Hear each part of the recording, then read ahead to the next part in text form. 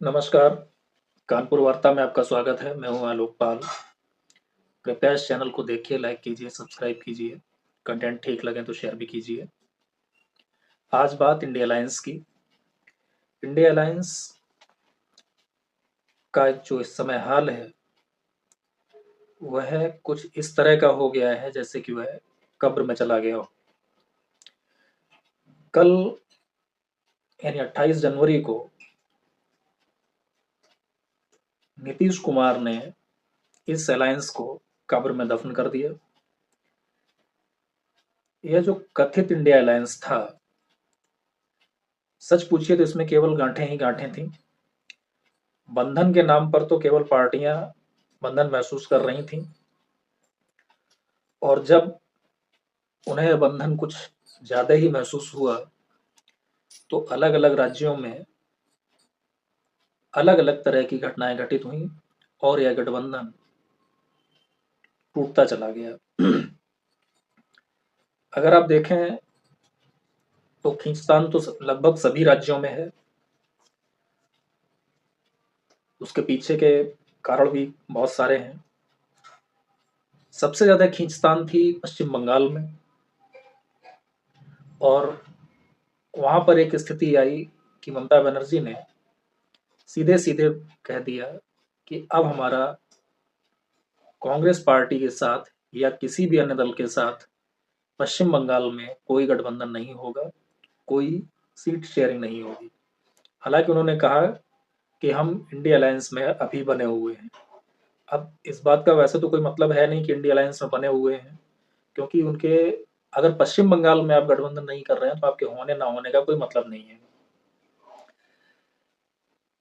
तो इसके पीछे जो एक बड़ा कारण था, वह यह था कि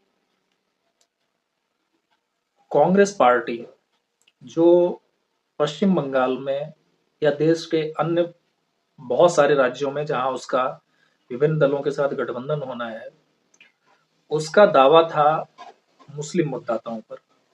तो इस गठबंधन के टूटने के पीछे का जो सबसे बड़ा कारण है, वह है मुस्लिम वोट बैंक। सब जानते हैं कि पश्चिम बंगाल में मुसलमानों की संख्या बहुत अच्छी है। लगभग 30% वोटर वहां पर मुस्लिम है।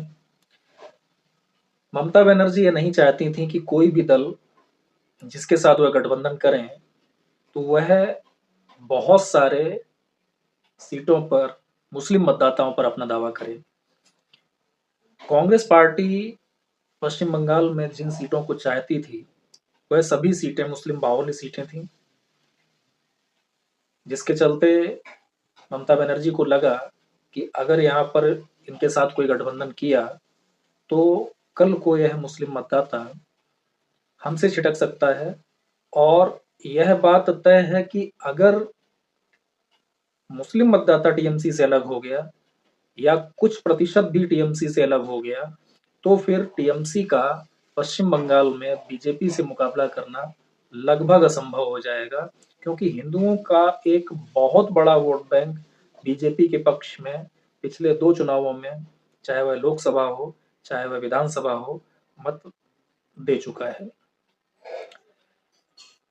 अच्छा, ये मुस्लिम मतदाताओं की तो एक समस्या थी ही, लेकिन उसमें जो कोड़ में खाज बनी, वह बनी राहुल गांधी की ओबी के ऊपर जो एक भूत सवार हुआ ओबीसी और सामाजिक न्याय को लेकर के।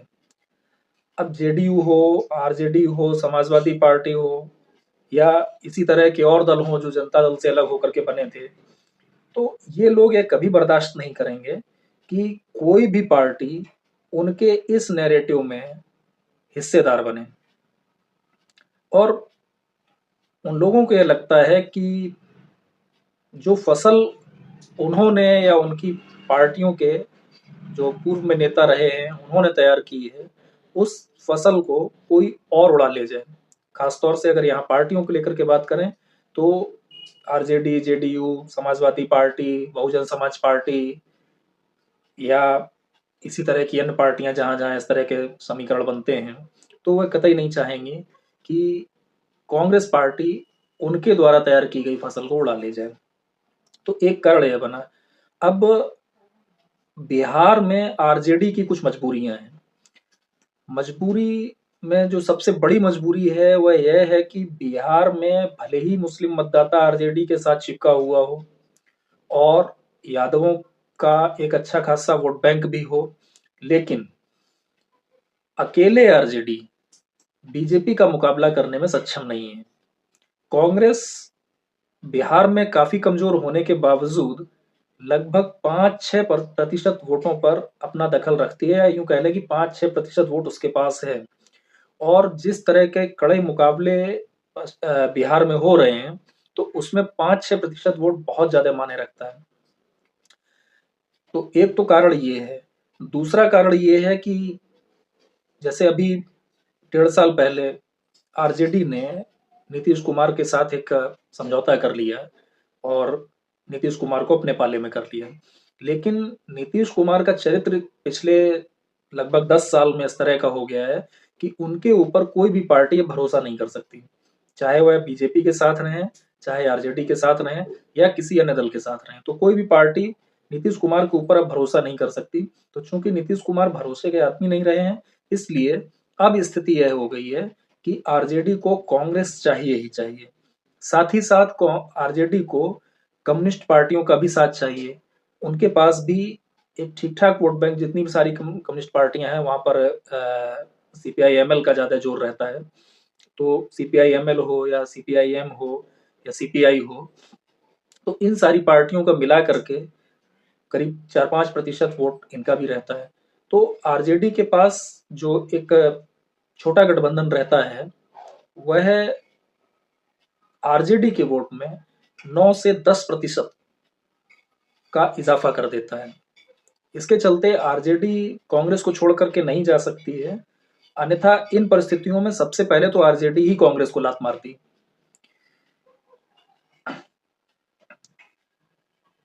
80 के उत्तरार्ध और 90 के दशक के ज्यादातर नेताओं के देहावसान या उनके निष्क्रिय हो जाने के बाद अब जो नेता सामाजिक न्याय के नैरेटिव को लेकर आगे बढ़ रहे हैं, उन्हें वैसे ही बीजेपी के सोशल इंजीनियरिंग से बहुत कड़ा मुकाबला करना पड़ रहा है। ऐसे में कोई भी पार्टी यह नहीं चाहेगी कि कांग्रेस पार्टी उसमें एक और कंपटीटर बन जाए, एक और हिस्सेदार बन जाए।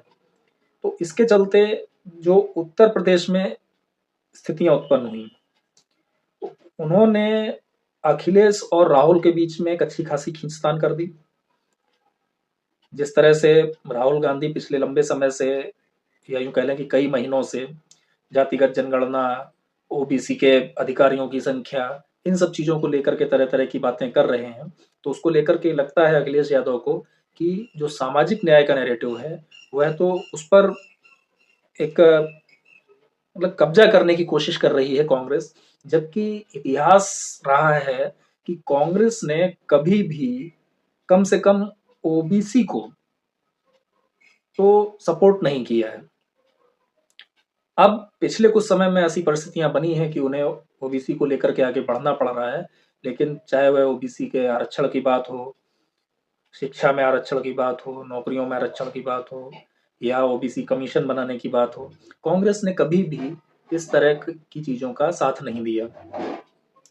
तो एक तो ओबीसी वाला मैटर हो गया, दूसरा मैटर मुस्लिमों वाला हो गया। अब यूपी में जो मुस्लिम बाहुल्य सीटें हैं, उन पर कांग्रेस अपना दावा लगातार कर रही थी। और जैसा मैंने पिछले भी 1-2 वीडियो में कहा है कि कांग्रेस किसी ठोस प्लान के तहत इन सीटों पर मांग नहीं कर रही थी। उसका केवल एक यह था कि मुस्लिम बाहुल्य सीटें हैं तो उन पर वो हमको दे दीजिए, उन पर हम अपने कैंडिडेट खड़े करेंगे। और उनको लगता था कि सपा का सहयोग मिलेगा तो कुछ ना कुछ सीटें तो वो जीत जाएंगे। लेकिन अखिलेश के सामने समस्या यह है कि उनकी खुद की स्थिति यूपी में बहुत कमजोर है। पिछले चुनाव में जो उन्होंने, उनकी पार्टी ने जो 5 सीटें जीती थी, उन 5 में से भी 2 सीटें वो गंवा दी। और जो 2 सीटें गंवाई हैं, वो ऐसी सीटें हैं जहां मुस्लिमों की आबादी बहुत ज्यादा है, रामपुर और आजमगढ़। और रामपुर तो एक समय पर आजम खान का किला कहा जाता था, वहां से भी सपा हारी। और आजमगढ़ में चुनाव लड़ कौन रहा था? अखिलेश यादव के परिवार के सदस्य। जबकि निरहुआ ने आजमगढ़ में भले ही छोटी जीत दर्ज की हो, जीत दर्ज करने में निरहुआ सफल रहे। हालांकि कांग्रेस, माफ कीजिएगा, समाजवादी पार्टी के अपने तर्क रहते हैं। अब उनका तर्क यह है कि आजमगढ़ में समाजवादी पार्टी ने प्रत्याशी खड़ा कर दिया, इसलिए सपा हार गई, और रामपुर में प्रत्याशी खड़ा नहीं किया, इसलिए सपा हार गई।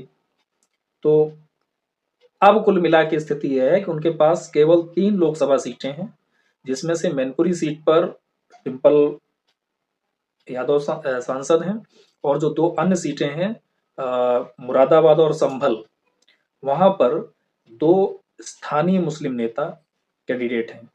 वो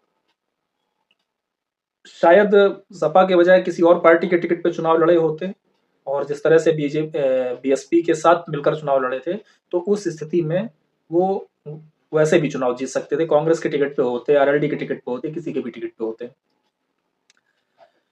अब अखिलेश ने क्या किया कि इधर जो बिहार का हल्ला गुल्ला चल रहा था, तो उसी के बीच में अखिलेश यादव ने एक तरफा घोषणा कर दी कि समाजवादी पार्टी ने कांग्रेस को 11 लोकसभा सीटें दे दी हैं कि आप 11 लोकसभा सीटों पर चुनाव लड़िए।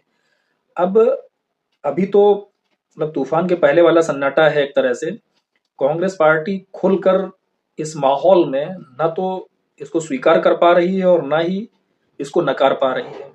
कांग्रेस की समस्या यह है कि अगर वह खुलकर अभी बोलते हैं कि नहीं, हमारा इस तरह का कोई समझौता नहीं हुआ है और अभी बातचीत चल रही है, तो उस स्थिति में शायद परसेप्शन और ज्यादा खराब हो जाएगा और स्वीकार करने को वो तैयार नहीं है। तो अभी तक कांग्रेस की तरफ से कोई ऑफिशियल अनाउंसमेंट नहीं हुआ है इस गठबंधन को लेकर के।